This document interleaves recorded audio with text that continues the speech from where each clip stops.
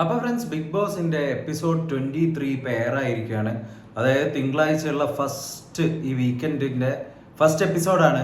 അപ്പോൾ ആദ്യം തന്നെ നമ്മൾ നോക്കുകയാണെങ്കിൽ ഇന്നത്തെ മെയിൻ ഹൈലൈറ്റ്സ് നമ്മൾ ചർച്ച ചെയ്യേണ്ട മെയിൻ സംഭവം എന്ന് വെച്ച് കഴിഞ്ഞാൽ, ഇന്ന് അനിമോളും നവിനും കൂടി കിച്ചണിൽ വെച്ചിട്ടുള്ള ഒരു അടിയിലാണ് നമ്മളെ ബിഗ് ബോസ് ഇന്ന് സ്റ്റാർട്ട് ആവുന്നത്. അതായത് അനിമോളിനെ ആപ്പാനി കിച്ചൺ ടീമിന്റെ ഹെഡാക്കി വെച്ചിട്ടുണ്ട് ഭക്ഷണം ഉണ്ടാക്കാൻ. അനുമോള് നല്ല രീതിയിൽ ഭക്ഷണം ഉണ്ടാക്കുന്നുണ്ട്.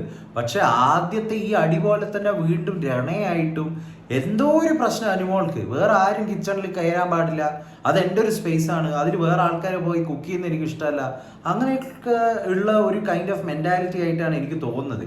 അതെന്തായാലും അനുമോൾ ഓരോ ഇൻസ്റ്റൻസ് ഓരോരോ സംഭവം ഇതായിക്കൊണ്ടിരിക്കുമ്പോൾ അമ്മാതിരിയുള്ള റിയാക്ഷൻസ് ആടുന്നത് നമുക്കറിയാം. സോഷ്യൽ മീഡിയയിൽ ഓവർ ആക്ടിങ് അല്ലെങ്കിൽ ഡ്രാമ ക്യൂൺ എന്നൊക്കെ പറഞ്ഞ് ഒരു തരാക്കി വെച്ചിരിക്കുകയാണ്. അതിൻ്റെ ഇടയിൽ നമ്മുടെ ടാസ്ക് കളിക്കുന്ന സമയത്ത് അനിമോളിന്റെ ഫോട്ടോ കത്തിച്ചു. ഇവർ പ്രൊമോ വെച്ചിട്ട് മാർക്കറ്റ് ചെയ്ത സംഭവം എന്ന് വെച്ചാൽ അനിമോൾ എന്നിട്ട് അപ്പം തന്നെ കരയുന്ന കണ്ണെന്ന് വെള്ളം വരുന്നത്, അങ്ങനത്തെ പല പല പല സംഭവങ്ങൾ.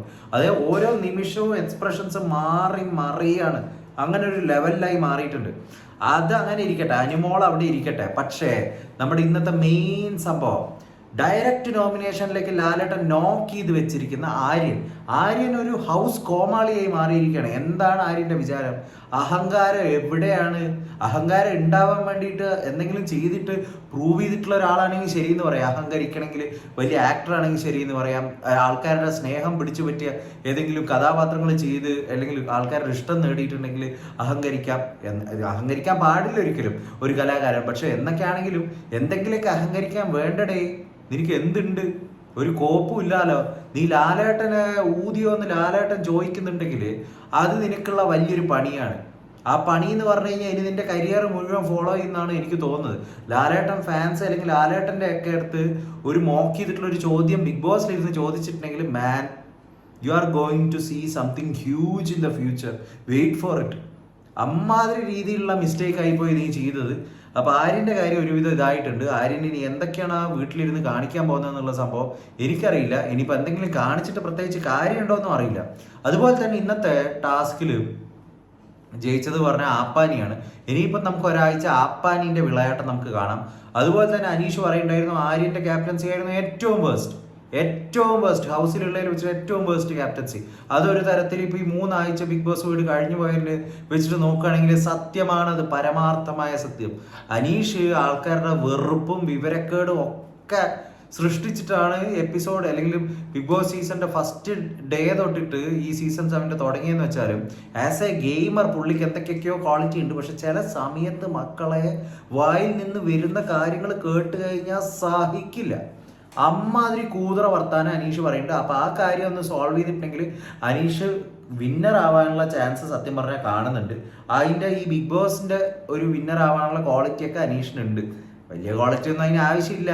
അതുകൊണ്ടാണ് പറഞ്ഞത് അതിന്റെ കുറച്ച് സംഭവങ്ങളൊക്കെ അനീഷിനുണ്ട്. മര്യാദയ്ക്ക് ഗെയിമൊക്കെ കളിക്കാൻ അറിയാം. പല ടാസ്കുകളും ബുദ്ധിപരമായി ചിന്തിച്ചിട്ടാണ് അനീഷ് കളിക്കുന്നത് എന്നൊക്കെ നമുക്ക് പറയണമെങ്കിൽ പറയാം. അതുപോലെ തന്നെ ആര്യൻ ഈ ഫോട്ടോ കത്തിച്ചല്ലോ അനിമോളുടെ, അപ്പൊ ചാടി വന്നത് എന്ന് പറഞ്ഞ ആര്യനാണ്.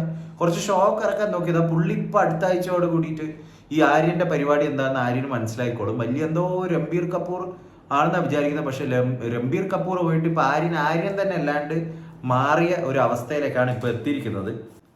ഇന്നത്തെ ഒരു മെയിൻ സംഭവം എന്താണെന്ന് വെച്ചാൽ, ഇനിയുള്ള ഈ വീക്ക് പൊളിക്കാൻ പോവാണ്.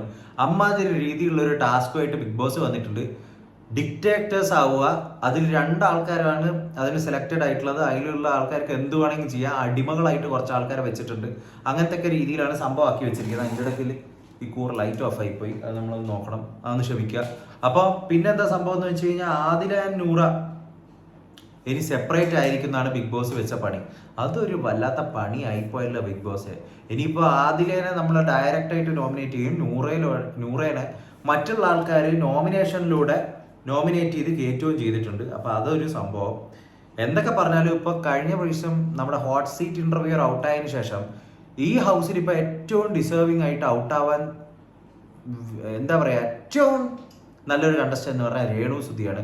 അതിനുള്ളിൽ എന്തിനാണ് നിൽക്കുന്നതെന്ന് കൂടി എനിക്ക് മനസ്സിലാവുന്നില്ല.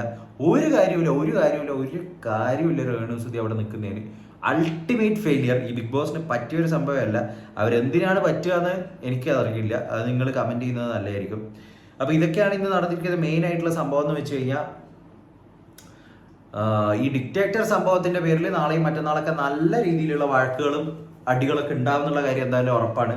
അതിൻ്റെ എന്തായാലും നമുക്ക് വെയിറ്റിംഗ് ആൻഡ് സീ, നമുക്ക് നോക്കാം, വെയിറ്റ് ആൻഡ് സീ മക്കളെ, എന്താണ് നടക്കാൻ പോകുന്നത് എന്നുള്ളത്. എന്തായാലും വലിയ പ്രശ്നങ്ങൾ ഉണ്ടാവും എന്നുള്ള ഉറപ്പാണ്.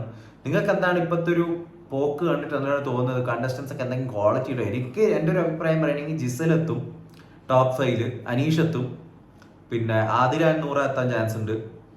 പിന്നെ പറയുകയാണെങ്കിൽ ഇപ്പോൾ ചിലപ്പോൾ ബിന്നി ചിലപ്പോൾ എത്തിയെന്ന് വരാം. അതുപോലെ തന്നെ നമ്മുടെ ഷാനവാസ അല്ലെങ്കിൽ ഷാനവാസ് എങ്ങനെയെങ്കിലൊക്കെ തട്ടിമുട്ടി ചിലപ്പോൾ എത്തിയെന്നും വരാം. അതാണ് എനിക്ക് തോന്നുന്നത്. അപ്പോൾ നമുക്ക് അടുത്ത വീഡിയോ ആയിട്ട് നാളെ വരാം. Until then take care and bye bye.